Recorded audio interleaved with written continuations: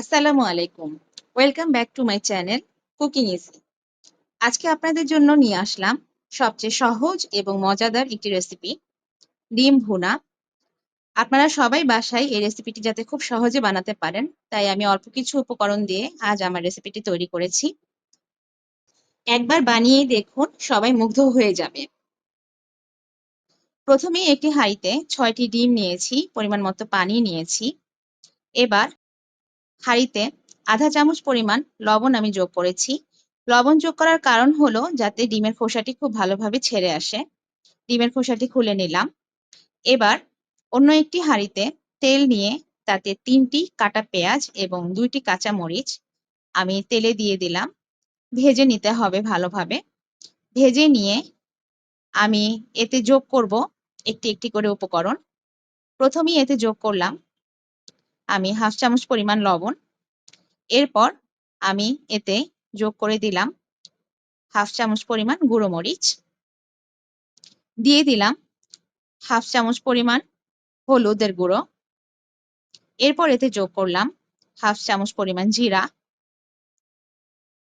দিয়ে দিলাম এতে ১ চামচ পরিমাণ আদা রসুন বাটা এবং সবশেষে যোগ করলাম ১ চামচ পরিমাণ টক দই।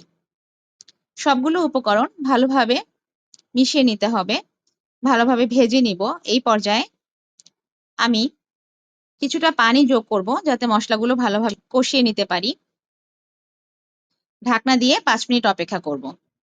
৫ মিনিট পর ঢাকনা তুলে দেখব মশলাটি কষানো হয়েছে কিনা এবং এই পর্যায়ে আমি ডিমগুলো দিয়ে দিব। ডিমগুলো দিয়ে আমি ভালোভাবে মশলার সাথে ডিমগুলোকে মাখিয়ে নিব।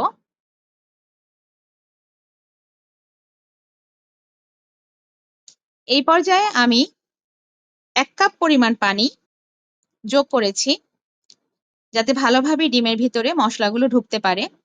এবার ডিমটা ভালোভাবে ভুনা হওয়ার জন্য অপেক্ষা করব। ঢাকনা দিয়ে ঢেকে দিয়ে অপেক্ষা করব ১০ মিনিট। ১০ মিনিট পর ঢাকনা খুলে দেখব যে আমার ডিম ভুনা অলমোস্ট রেডি হয়ে গিয়েছে। দেখুন কালার কত সুন্দর চমৎকার এসেছে এবং ডিমের ভেতরে মাখো মাখো হয়ে ডিম ভুনাটি একদম তৈরি হয়ে গিয়েছে খাওয়ার জন্য। ব্যাস তৈরি হয়ে গেল মজাদার ডিম ভুনা। খুবই সহজভাবে তৈরি করেছি যাতে আপনাদের জন্য তৈরি করতে সুবিধা হয়। আপনারা ভাত অথবা পরোটা যেকোনো কিছুর সাথে এই ডিম ভুনা খেতে পারবেন।